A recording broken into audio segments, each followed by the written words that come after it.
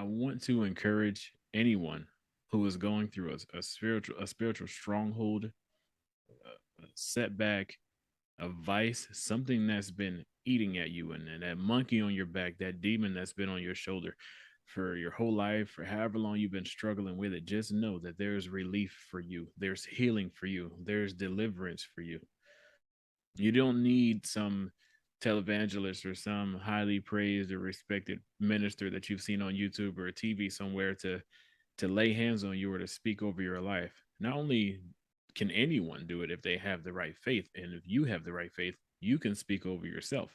You can speak over your own life, into your own life, over your finances, over your children, over your marriage, over your workplace issues, over your vehicle. The power of God does not discriminate. Just know that in any and every aspect of your life, there is relief, there's healing, and there are breakthroughs. There's deliverance for you. A story that just happened to me, but it's been a couple of weeks now. Long story, but I ran into the lady. She had a daughter. Her daughter would not listen, kicking and screaming, going crazy. She is praying over her child. She's praying, said, Lord, in the name of Jesus, I asked her, I said, so where does this come from? And she told me that her father, the girl's dad, was into some type of a Mexican or Hispanic witchcraft, and I can't remember the name. If you guys know, by all means, leave it in the comments. I'm sure you know what I'm talking about. It's witchcraft, and it came from the entire bloodline of his family, but he was heavily into it. And so when I told her that, I said, you know what? We have to speak to this thing by name. We have to call it out. We have to talk to it.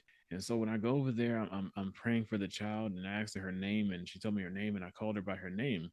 And when the child looked at me, there was a difference in her energy when she was dealing with me as opposed to when she was dealing with her mother. And when she looked at me, her eyes didn't look like her eyes. There was a darkness in there. And I knew exactly what I was looking at. So I started speaking over this child. And then that's when the mother told me about the spirit, the witchcraft in her family. So I said, we need to speak to that.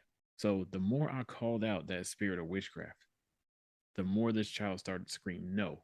I spoke to that witchcraft. I said, that witchcraft, in the name of Jesus, you loose this child. I speak the witchcraft out of her family bloodline, off of her mother, off of her. And the more I called out that spirit of witchcraft, that spirit of anger off of this child got more enraged than ever. And when I spoke to that demon and I looked at this child and I laid my hands on the top of this child's head, the child looked at me again. I could see the darkness there. So we kept leaning in, kept leaning in. So we got to stay on it. It took about 20 or 30 minutes. The more we said that, this child was screaming no, but it was a very dark, grave, strong no. That spirit did not want to go. And we just kept leaning in, kept leaning in.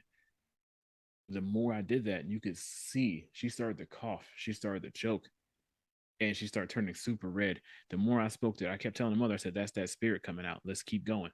The more we kept doing it, she was coughing and choking to the point where she coughed all like a long cough all the way out.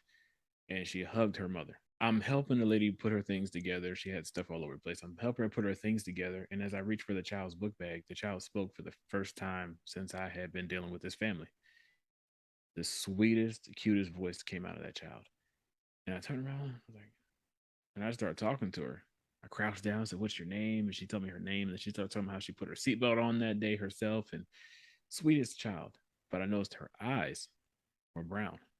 Her eyes didn't have that darkness. Her eyes didn't have that evil. Sweetest child ever. And she no longer put up a fight with her mother. So there's healing for you. There's deliverance for you. And right now, in the name of Jesus, I speak healing over you. You speak over your life.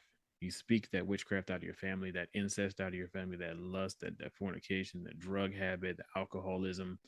You speak over your life and be specific.